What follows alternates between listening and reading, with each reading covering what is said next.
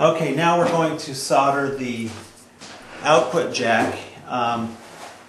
It's pretty important the angle that you put on these things, and again, you need to have a friend or acquaintance who's good at soldering do this for you if you're not familiar with soldering, because that is just not something to mess with if you don't know what you're doing.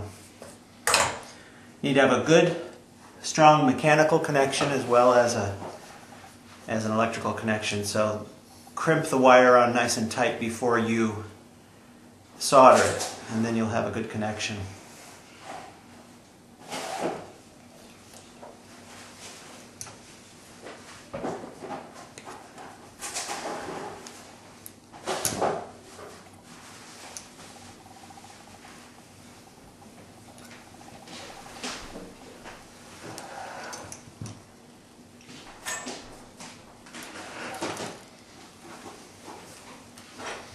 I'm using a 4-watt soldering iron on this.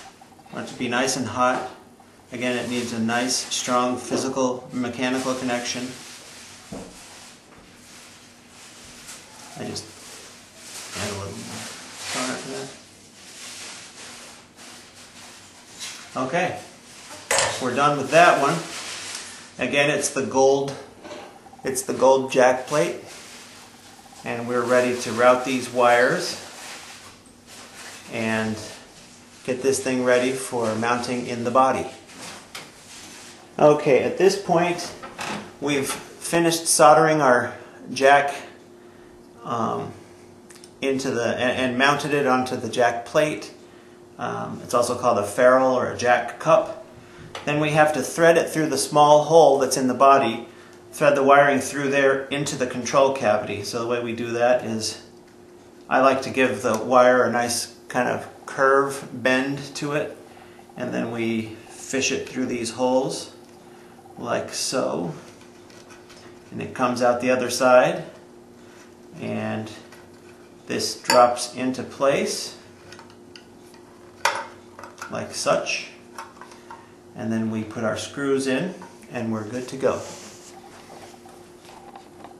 Be sure that you get the right wire onto the right lug of this jack.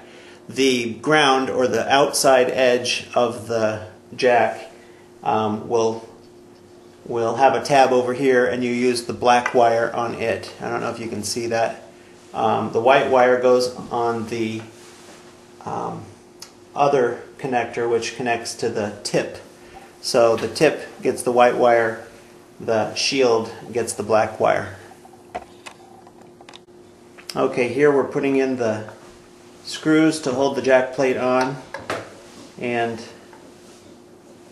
they need to be snug but not too tight. You don't want to warp the jack, and you don't want to strip the screws, especially in ash bodies. Ash is a softer wood, and it's easier to strip the screws. Alder is pretty tough, but you still don't want to overdo it when you twist these screws down.